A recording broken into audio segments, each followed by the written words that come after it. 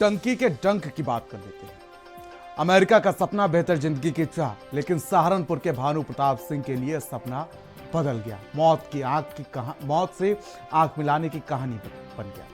65 लाख रुपए जिसमें उसकी जमीन भी बिक गई। उसकी मां के गहने जो थे वो भी गिरवी रख गए और बदले में मिला जेल, जंगल, भूख और बीमारी और इंसानियत को शर्मसार कर देने वाली हैवानियत। भानु ने सपने पर भरोसा कर लिया।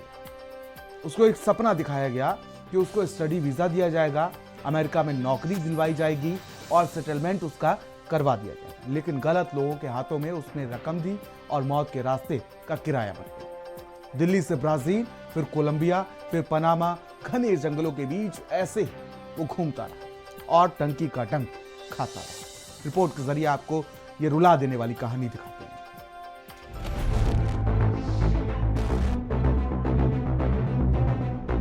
अमेरिका का सपना एक बेहतर जिंदगी की चाह, लेकिन सहारनपुर के इस युवक के लिए सपना बना मौत से आंख मिलाने का सफर।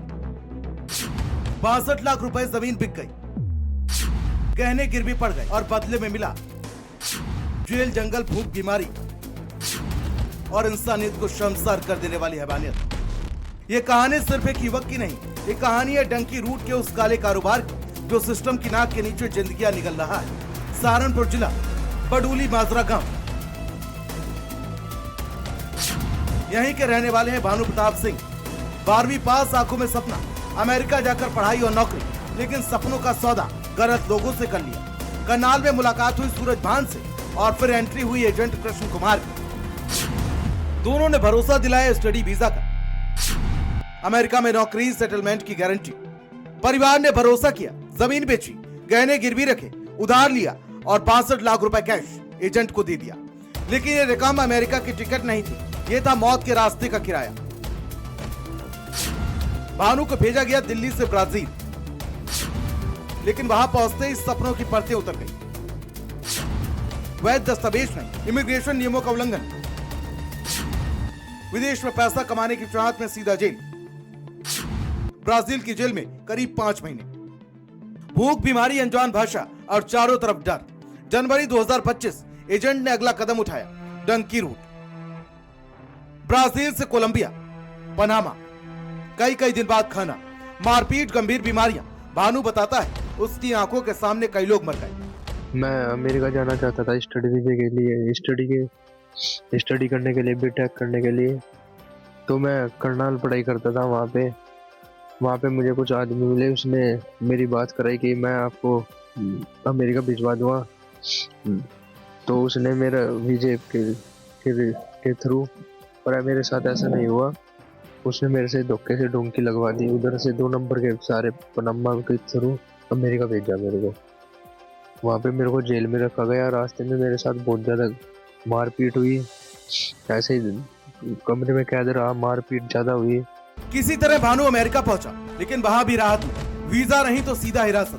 12 महीने अमेरिका में डिटेंशन सेंटर में और फिर नई नीति के तहत डिपोर्ट। मैं यहाँ से पहले ब्राजील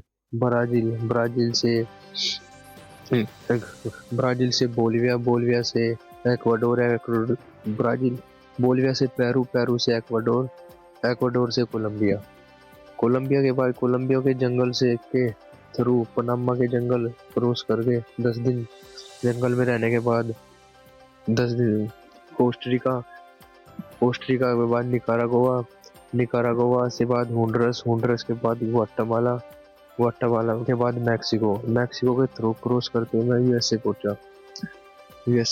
यूएसए जाके मुझे पुलिस ने पकड़ लिया और 1 साल जेल में रखा। 1 साल के बाद मैं अब 7 जनवरी 2026 को अपने देश वापस पहुंचा हूँ। 7 जनवरी 2026, करीब 2 साल बाद भानु भारत लौटा। परिवार रो पड़ा, बेटा जिंदा लौटाया, लेकिन आर्थिक तबाही, मानसिक सदमा और जिंदगी भर का डर साथ लौटाया। सवाल बहुत बड़ा है, डंकी रूट का नेटवर्क आज तक कैसे फल फूल रहा है? एजेंट खुलेआम गांव कैसे घूम रहे हैं? 62 लाख कैश का लेन देन सिस्टम को क्यों नहीं दिखता? जब युवा मरते हैं तब जांच शुरू हो जाती है, पहले क्यों नहीं? भानु प्रताप आज जिंदा है, लेकिन हजारों सपने डंकी रूट पर दफन हो चुके हैं। ये सिर्फ एक ठगी नहीं, ये संगठित अपराध है।